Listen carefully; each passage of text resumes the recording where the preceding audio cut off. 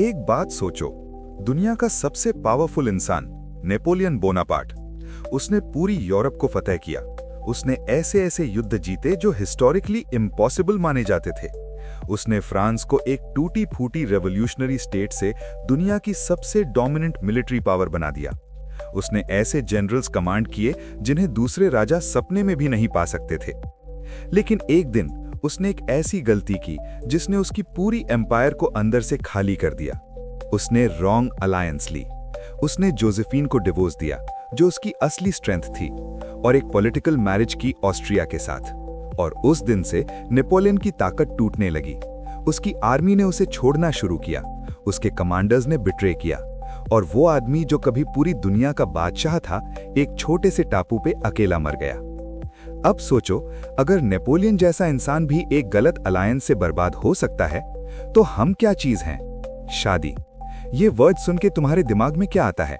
मंगलसूत्र, शादी का खाना, रिलेटिव्स की भागदौड़, माँ का प्रेशर। लेकिन मैं आज तुम्हें एक ऐसी पर्सपेक्टिव दूंगा जो तुमने कभी सोचा नहीं होगा। शादी सिर्फ एक सोशल रिचुअल नहीं है। शादी एक पॉलिटिकल और स्ट्रेटेजिक अलायंस है, और अगर तुम इसे गलत वक्त पे गलत इंसान के साथ करो तो ये तुम्हें तोड़ेगा, और अगर सही वक्त पे सही समझ के साथ करो तो ये तुम्हें एम्पायर बनाने की मशीन बन सकती है। आज के इस वीडियो में मैं तुम्हें 3 चीजें समझाऊंगा। पहली, शादी कब करनी चाहिए और कब बिल्कुल नहीं। दूसरी, ये अलायंस वीक लोगों को और वीक क्यों बना देता है और स्ट्रांग लोगों को और स्ट्रांग। और तीसरी, दुनिया के ग्रेटेस्ट लोगों ने अपनी शादी को एम्पायर बिल्ड करने के लिए कैसे यूज किया। और मैं ये सब तुम्हें सिर्फ थ्योरी में नहीं समझाऊंगा, मैं तुम्हें रियल हिस्टोरिकल एग्जाम्पल्स दूंगा जिनकी लाइफ में ये सब हुआ। तो अगर तुम सोच रहे हो कि शादी सिर्फ एक पर्सनल डिसीजन है, तो इस वीडियो के बाद तुम्हारा पर्सपेक्टिव परमानेंटली शिफ्ट हो जाएगा। रुकना, पहले एक सिंपल चीज समझो। दुनिया में हर चीज, बिजनेस, पॉलिटिक्स, वॉर, स्पोर्ट में एक पैटर्न होता है, और वो पैटर्न है ये।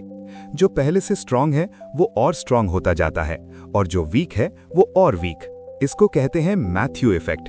बाइबल से आया एक कॉन्सेप्ट जिसको इकोनॉमिस्ट्स ने प्रूव किया। जो है उसे और दिया जाएगा, और जो नहीं है उससे वो भी छीन लिया जाएगा। ये क्रूअल लगता है, लेकिन ये रियलिटी है। अब शादी इस पैटर्न को एम्पलीफाई करती है। ये एक मल्टीप्लायर है। अगर तुम फाइनेंशियली स्टेबल हो, इमोशनली मैच्योर हो, अपने गोल्स के बारे में क्लियर हो, तो सही अलायंस तुम्हारी स्पीड डबल कर देता है। तुम्हारी रिस्पॉन्सिबिलिटीज शेयर होती हैं, तुम्हारी एनर्जी फोकस होती है, और तुम्हारे पास एक ऐसा इंसान होता है जो तुम्हारे साथ बिल्ड कर रहा है, तुम्हारे खिलाफ नहीं। लेकिन अगर तुम अभी भी अपने आप को ढूंढ रहे हो, अगर तुम्हारी फाउंडेशन शेकी है, अगर तुम खुद से ही उठने की कोशिश कर रहे हो, तो एक रॉन्ग अलायंस उस शेकी फाउंडेशन पे एक और भारी पत्थर रख देता है, और तुम धंस जाते हो। ये कोई तुक्का नहीं है, ये मैथ है। सोचते हैं कि शादी एक सोल्यूशन है, कि शादी के बाद सब ठीक हो जाएगा। लोनली फील हो रहा है, शादी करो। फाइनेंशियली स्ट्रगल कर रहे हो, शादी करो, पार्टनर हेल्प करेगा। घर में प्रेशर है, शादी करो, लोग खुश हो जाएंगे। लेकिन ये सब गलत रीजंस हैं, ये सॉल्यूशंस नहीं है। ये एक और प्रॉब्लम ऐड करना है अपनी एग्जिस्टिंग प्रॉब्लम्स में। एक और इंसान की एक्सपेक्टेशंस, एक और इंसान की नीड्स, एक और इंसान की फैमिली, ये सब तब मैनेज होती हैं जब तुम अपने आप को मैनेज करना सीख चुके हो, पहले नहीं। अब बात करते हैं पावर की, क्योंकि शादी में जो सबसे बड़ा फैक्टर होता है जो लोग इग्नोर करते हैं, वो है पावर डायनामिक। और ये पावर फिजिकल नहीं है, ये फाइनेंशियल नहीं है सिर्फ, ये इमोशनल, साइकोलॉजिकल और सोशल पावर का कॉम्बिनेशन है। जब एक वीक इंसान शादी करता है, एक इंटरेस्टिंग चीज होती है। रिलेटिव्स सडनली बहुत एक्टिव हो जाते हैं, सलाह देने आते हैं, डिसीजंस में दखल अंदाजी होती है। भाभी को ये नहीं करना चाहिए, भैया को वो जॉब नहीं छोड़नी चाहिए, बेटा यहाँ शिफ्ट हो जाओ। और वीक इंसान, क्योंकि उसके पास खुद की कोई स्ट्रांग आइडेंटिटी नहीं होती, क्योंकि वो खुद नहीं जानता कि वो क्या चाहता है, वो इन वॉइसेस के साथ बहने लगता है, और धीरे धीरे उसकी लाइफ उसकी नहीं रहती। रिलेटिव्स मैनेज करते हैं, सोसाइटी डिक्टेट करती है, पार्टनर की फैमिली रन करती है, और वो इंसान खुद अपनी लाइफ का पैसेंजर बन जाता है, ड्राइवर नहीं। लेकिन एक स्ट्रांग इंसान जो पहले से जानता है कि वो क्या चाहता है, जिसके पास क्लियर वैल्यूज हैं, जो फाइनेंशियली और साइकोलॉजिकली इंडिपेंडेंट है, उसकी शादी बिल्कुल अलग होती है। रिलेटिव्स आते हैं, लेकिन उनकी सलाह एक रेफरेंस पॉइंट होती है, ऑर्डर नहीं। पार्टनर साथ होता है क्योंकि दोनों एक डायरेक्शन में जा रहे हैं, क्योंकि एक दूसरे को फॉलो करने पर मजबूर नहीं है। रिस्पेक्ट ऑटोमेटिकली आती है, क्योंकि जब तुम खुद की रिस्पेक्ट करते हो तो दूसरों को भी तुम्हारी रिस्पेक्ट करनी पड़ती है। ये फोर्स नहीं होता, ये ग्रेविटी होता है। अब पहली एग्जाम्पल लेते हैं, वॉरेन बफेट, दुनिया का सबसे सक्सेसफुल इन्वेस्टर। लेकिन बहुत कम लोग जानते हैं कि 1952 में जब वॉरेन ने सूजी थॉमसन से शादी की, तब वो एक यंग एनालिस्ट था। वो ऑलरेडी ड्रिवन था, ऑलरेडी फोकस था अपने गोल्स पर, और सूजी ने उसकी लाइफ को बर्डन नहीं किया। उसने एक ऐसे एनवायरनमेंट क्रिएट किया जिसमें वॉरेन सिर्फ काम कर सके। उसने सोशल कमिटमेंट्स हैंडल किए, उसने घर मैनेज किया, उसने वॉरेन को मेंटली फ्री रखा। डेकेड्स बाद बफेट ने खुद कहा कि सूजी के बिना वो बफेट नहीं होते। ये एक स्ट्रेटेजिक अलायंस था, दोनों ने अपनी स्ट्रेंथ्स यूज करी एक दूसरे की वीकनेसेस को कवर करने के लिए, और रिजल्ट एक एम्पायर जो आज भी ग्रोइंग है। दूसरी एग्जाम्पल, शिवाजी महाराज। शिवाजी सिर्फ एक वॉरियर नहीं थे, वो एक मास्टर पॉलिटिशियन थे, और उनके अलायंसेस, इंक्लूडिंग मैट्रिमोनियल अलायंसेस, बहुत केयरफुली चूज किए गए थे। उनकी पहली पत्नी साइबाई निम्बालकर से शादी एक पॉलिटिकल मूव था जो मराठा क्लैंस को एक साथ लाने के लिए था। ये रोमांटिक डिसीजन नहीं था, ये स्ट्रेटेजिक था, और इस अलायंस ने उन्हें वो बेस दिया जिस पर वो स्वराज्य बिल्ड कर सके। वो समझते थे कि एक सही रिलेशनशिप एक आर्मी से ज्यादा पावरफुल होती है, क्योंकि आर्मी को तुम हायर कर सकते हो, लेकिन एक जेन्युइन अलायंस तुम बिल्ड करते हो। तीसरी एग्जाम्पल, और ये शायद सबसे इंटरेस्टिंग है, ओपरा विनफ्री। ओपरा ने कभी शादी नहीं की, और ये कोइंसिडेंस नहीं था। ओपरा ने खुद कहा है कि उन्होंने डेलिबरेटली चूज किया कि वो कमिटेड पार्टनर रिलेशनशिप में रहें स्टेडमैन ग्राहम के साथ, लेकिन लीगल मैरिज नहीं करें। क्यों? क्योंकि उन्होंने देखा था कि उनकी लाइफ का स्केल और एम्बिशन इतना बड़ा था कि एक ट्रेडिशनल मैरिज स्ट्रक्चर उन्हें बॉक्स कर देता।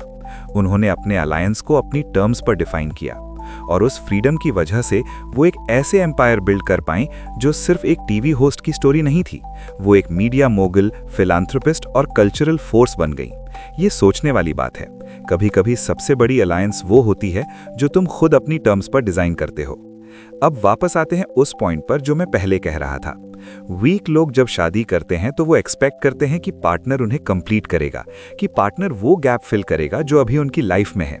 ये एक ट्रैप है, क्योंकि कोई भी तुम्हें कंप्लीट नहीं कर सकता जब तक तुम खुद अपने आप में कंप्लीट नहीं हो। एक इनकम्प्लीट इंसान एक दूसरे इनकम्प्लीट इंसान से शादी करता है, और दोनों मिलकर डबल इनकम्प्लीट हो जाते हैं। रिस्पॉन्सिबिलिटी तो आती है, लेकिन क्लैरिटी नहीं आती। फाइट होती है, लेकिन डायरेक्शन नहीं मिलता। और रिलेटिव्स वो इस वीकनेस को और एम्पलीफाई करते हैं। जब दोनों पार्टनर्स खुद कॉन्फिडेंस नहीं होते तो बाहर से आई वॉइसेस सडनली बहुत ज़्यादा इंपॉर्टेंट लगने लगती हैं, क्योंकि कोई तो बताओ कि क्या करना है। और यहीं से एक घर एक बैटल ग्राउंड बन जाता है, जहां हर डिसीजन पे एक कमेटी बैठ जाती है जो कभी अग्री नहीं करती।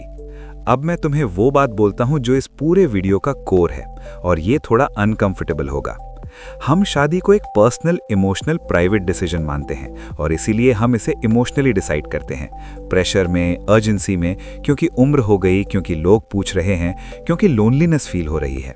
और यही सबसे बड़ी गलती है। दुनिया के ग्रेटेस्ट लोगों ने, नेपोलियन ने, शिवाजी ने, बफेट ने और हजारों और ने शादी को सिर्फ एक पर्सनल डिसीजन नहीं ट्रीट किया, उन्होंने इसे एक स्ट्रेटेजिक डिसीजन ट्रीट किया। उन्होंने सोचा, इस अलायंस से मेरी लाइफ कहाँ जाएगी, इस इंसान के साथ मर्ज होने के बाद मेरी ट्रैजेक्टरी क्या होगी, क्या ये इंसान मेरी स्ट्रेंथ्स एम्पलीफाई करेगा या मेरी एनर्जी ड्रेन करेगा। ये कोल्ड नहीं है, ये क्लैरिटी है। और सुनो, ये क्लैरिटी तब आती है जब तुम पहले खुद पे काम करो, जब तुम्हारे पास अपना विजन हो, जब तुम्हें पता हो कि तुम कहाँ जाना चाहते हो। तब तुम जज कर सकते हो कि कोई तुम्हारे साथ फिट होता है या नहीं। लेकिन जब तुम्हारे पास खुद का कोई विजन नहीं होता तो तुम किसी भी इंसान को अपनी एम्प्टी जगह में फिट कर लेते हो, और बाद में रियलाइज करते हो कि वो फिट था ही नहीं। शादी कब करनी चाहिए? जब तुम खुद से ज्यादा किसी के साथ मिलकर स्ट्रॉन्गर हो जाओ, जब अलायंस तुम्हें रिस्ट्रिक्ट ना करे बल्कि एक्सपैंड करे, जब दोनों लोग एक दूसरे को अकाउंटेबल रखें बिना किसी को कंट्रोल किए, जब तुम उस इंसान के बिना भी ठीक हो लेकिन उनके साथ तुम एक्सपोनेंशियली बेटर हो। मैं तुम्हें एक लास्ट इमेज देता हूं। सोचो 2 शिप्स की। एक शिप अपने डेस्टिनेशन के बारे में क्लियर नहीं है, वो बस चल रही है धुंध में।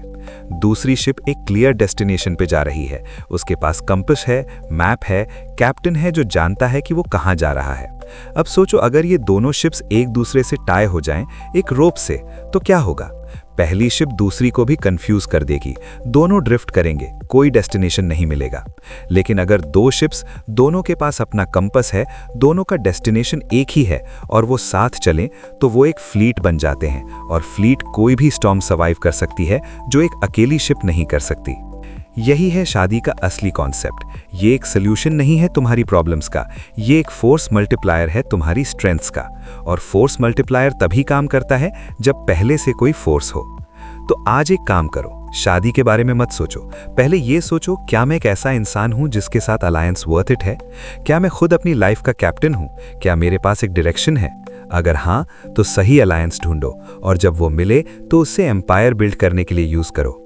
और अगर अभी नहीं तो रुको, खुद पे काम करो, क्योंकि एक गलत वक्त पे की गई शादी ने नेपोलियन को भी तोड़ा था। आपकी क्या ओपिनियन है इस टॉपिक पर? सही या गलत नीचे लिखो। अगर वीडियो पसंद आया तो लाइक और शेयर करना मत भूलना। मिलते हैं ऐसे ही किसी दूसरी वीडियो में। Take care.